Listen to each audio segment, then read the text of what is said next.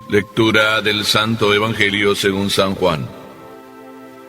En aquel tiempo Jesús se retiró al monte de los Olivos, y al amanecer se presentó de nuevo en el templo donde la multitud se le acercaba, y él sentado entre ellos les enseñaba. Entonces los escribas y fariseos le llevaron a una mujer sorprendida en adulterio, y poniéndola frente a él, le dijeron: Maestro, esta mujer ha sido sorprendida en flagrante adulterio. Moisés nos manda en la ley apedrear a esas mujeres. ¿Tú qué dices? Le preguntaban esto para ponerle una trampa y poder acusarlo. Pero Jesús se agachó y se puso a escribir en el suelo con el dedo. Pero como insistían en su pregunta, se incorporó y les dijo: Aquel de ustedes que no tenga pecado, que le tire la primera piedra. Se volvió a agachar y siguió escribiendo en el suelo. Al oír aquellas palabras, los acusadores comenzaron a escabullirse uno tras otro, empezando por los más viejos, hasta que dejaron solos a Jesús y a la mujer que estaba de pie junto a él. Entonces Jesús se enderezó y le preguntó: Mujer, ¿dónde están los que te acusaban? ¿Nadie te ha condenado? Ella le contestó: Nadie, Señor. Y Jesús le dijo: Tampoco yo te condeno. Vete y ya no vuelvas a pecar. Palabra del Señor.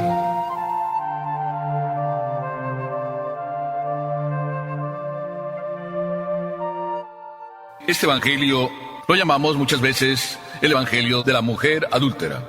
Sin embargo, este evangelio quiero titularlo Los viejos y el joven Jesús.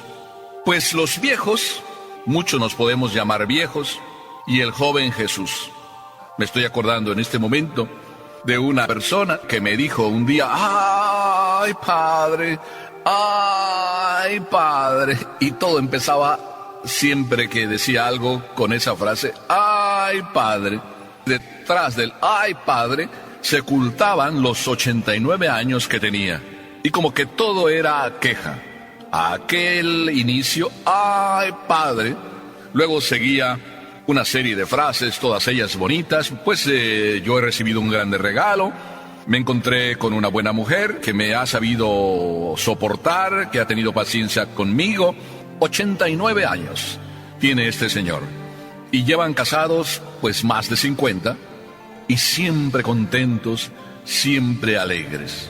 ¿Y de dónde sacan fuerza? Tengo una sola respuesta: todos los días los veo aquí en la iglesia a las 8 de la mañana para estar con Jesús, para celebrar lo mejor de cada día, la Santa Misa. Pues de alguna manera quiero decirles que así empieza este evangelio. Empieza con lo que sería el joven Jesús, y empieza el joven Jesús a querer vivir lo que hace joven a todo joven y a todo viejo.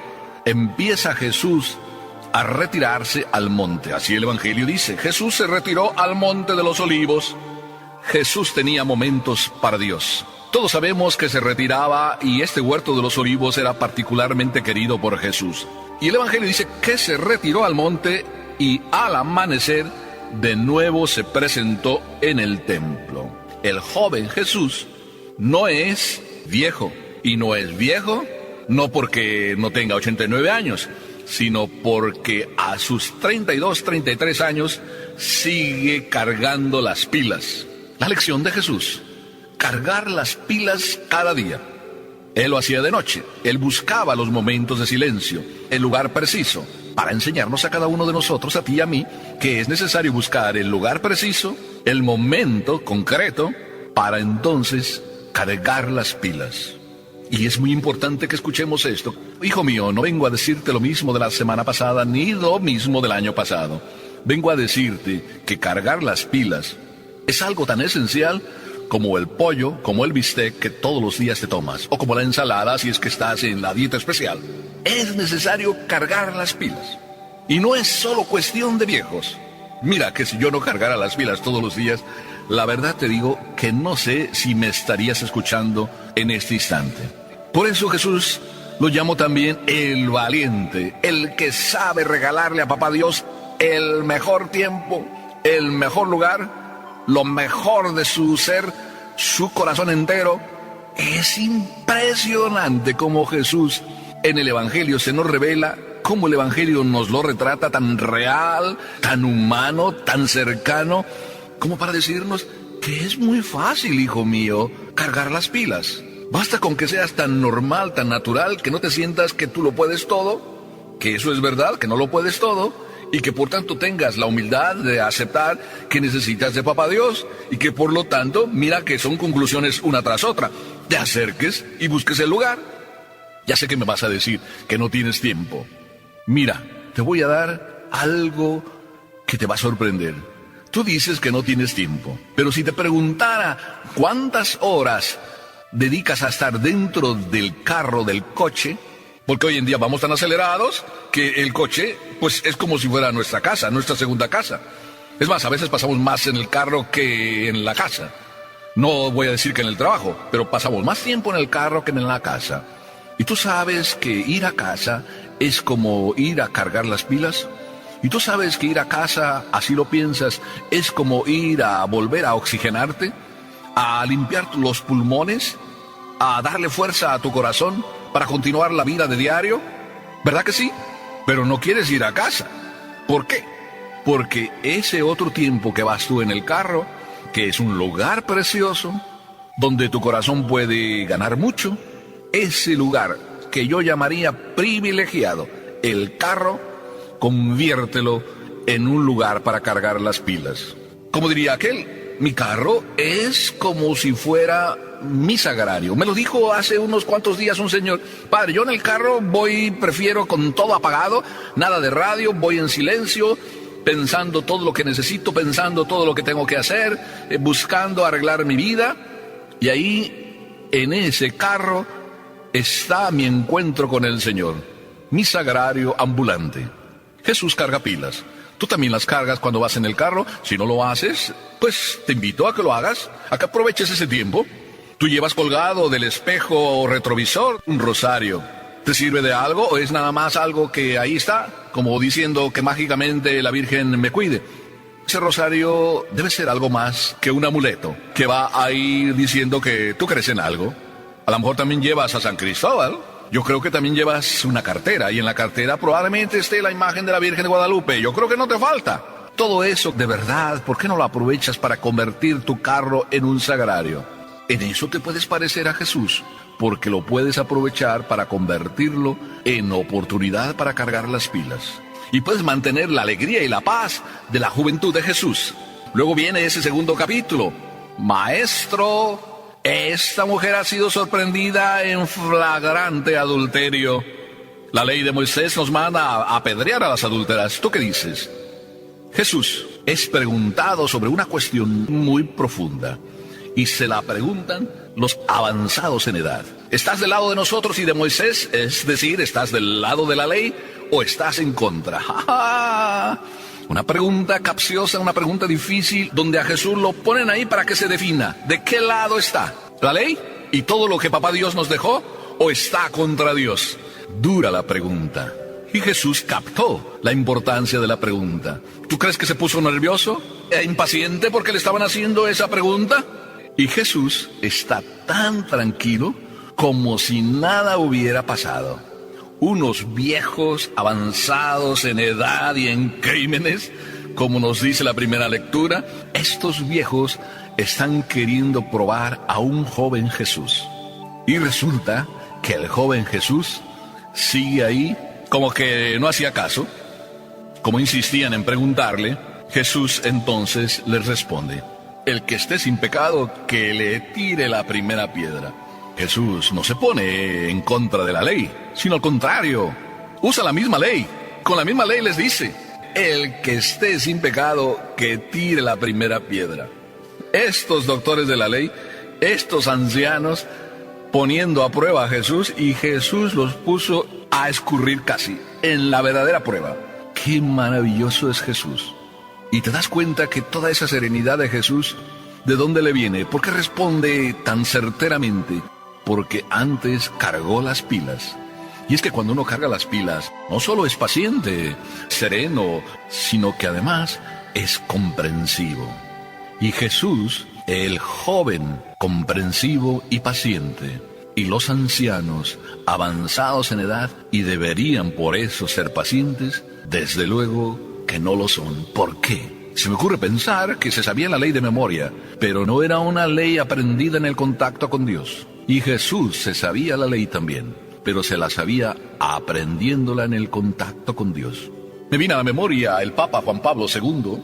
Recuerdo haber leído que ahí mismo en la capilla tenía su estudio, porque le gustaba estudiar las cosas que tenía que decir, las homilías que tenía que preparar, las preparaba ahí en contacto directo con Dios.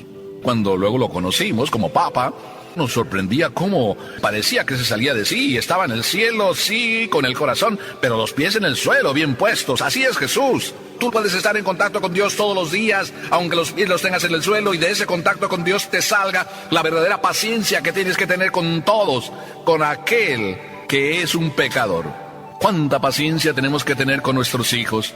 ¿Cuánta paciencia tenemos que tener con nuestro esposo, con el vecino, con la vecina? ¿De dónde te va a salir la paciencia?